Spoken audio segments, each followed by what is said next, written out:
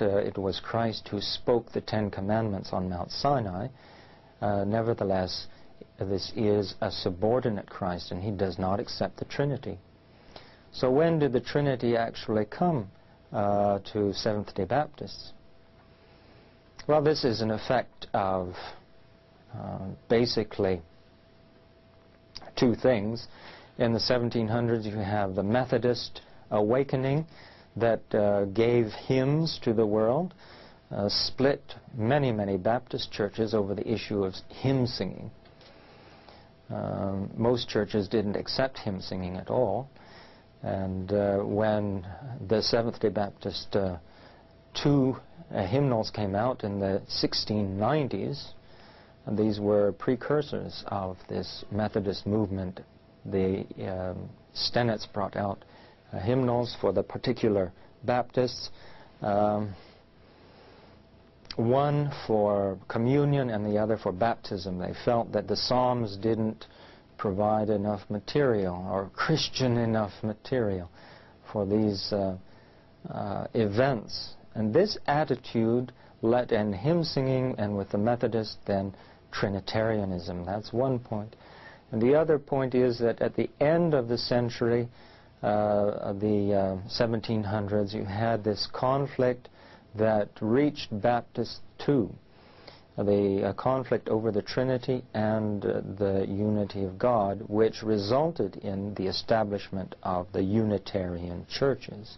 So many Baptist churches became Unitarian, which means that the strong Unitarian strand of the Baptist churches just disappeared from the Baptist scene and became the Unitarian churches. So this helped to bring the Trinity into Seventh-day Baptists. The Trinity apparently was not accepted by any Seventh-day Baptists that we know of before this time. If we look at the great Sabbatarian writers of the 1700s, we find some of the greatest exponents of Unitarian faith. Edward Elwall, for example, writing in the 1700s, a member of the Millyard Church, wrote several pamphlets, one or two of which very strenuously argued for the unity of God. Edward Elwall was perhaps an eccentric figure. He wore a long white robe and a purple turban.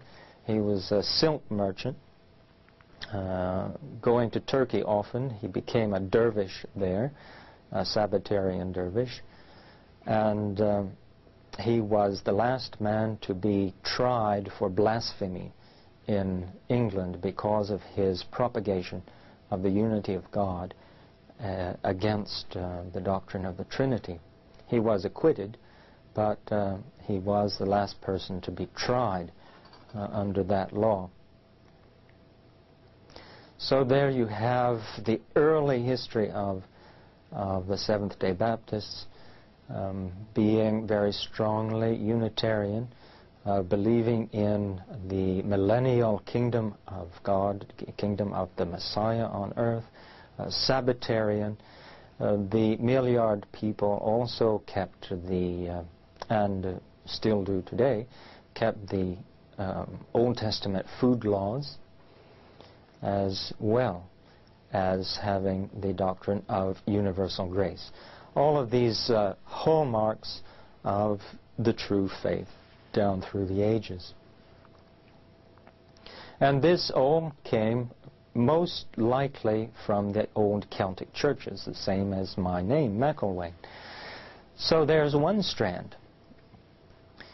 The other strand, which we mentioned with Edward Elwall already, is a strand that has come out of Anatolia in Turkey and goes back many centuries, probably to as far back as the Paulicians, who took haven among the Muslims in the 10th century, 9th century AD, and provided an immense movement that was joined to the dervishes in the 13th century, and spread throughout the Islamic world into Andalusia as a sort of crypto-Muslim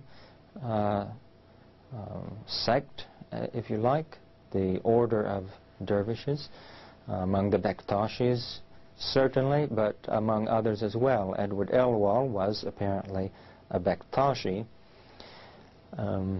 but these Sabbatarian people from before the rise of Islam took refuge with the Islamic states and thus continued to transmit the faith in one God, in Christ's role as Messiah, in the food laws, in universal grace, all of these typical doctrines of the true faith down through the ages, including the annual feasts. These people tended to scatter into the mountain areas. If you look in Turkey, you find them, the stronghold of the Paulicians was in the Taurus Mountains, and you find people of the Bektashi and Alevi faith in that area very strongly today. You find Sabbatarian, Unitarian descendants of the Paulicians under the very name Paulician in the Caucasus, Russian Caucasus, again a mountain area. The Paulicians were in Thrace, and from there they spread out through the Balkans and went as far as the Waldensians, and you have a whole band of Sabbatarians across Europe from the Paulician influence. You have pockets of them in Bosnia today, in Transylvania, in the mountain areas. These people hiding out among the Islamic dervish orders finally were thrust out of Spain in 1492, and some of them became refugees. It is said that the Melungeon people in the southern part of Appalachia are descendants of Native Americans, the Moorish refugees, and white people. So it's a tri-racial community. One of the most common names among the Melungeons is Mullins, descended from the Pilgrim Fathers. John Mullins, on the list of passengers on the Mayflower, in this group of Sabbatarians that had come from Holland, not from England actually, well, from England to Holland, and from Holland to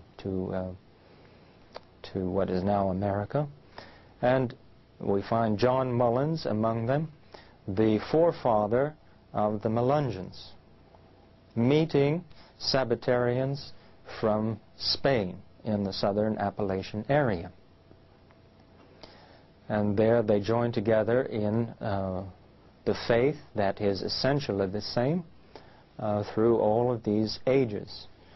One coming from the British or Celtic line, and the other coming from the Turkish, Arab, Moorish line from the Middle East, and joining there in the southern Appalachian Mountains, and still keeping the Sabbath, still believing in one God, still believing in the kingdom of the Messiah on earth, in Jesus Christ, still following the food laws, still following annual feasts of the Bible, and still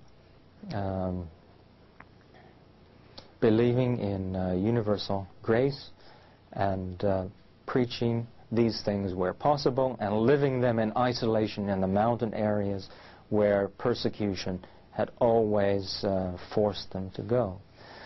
And as I was growing up, I heard many, many stories about these Sabbatarians of the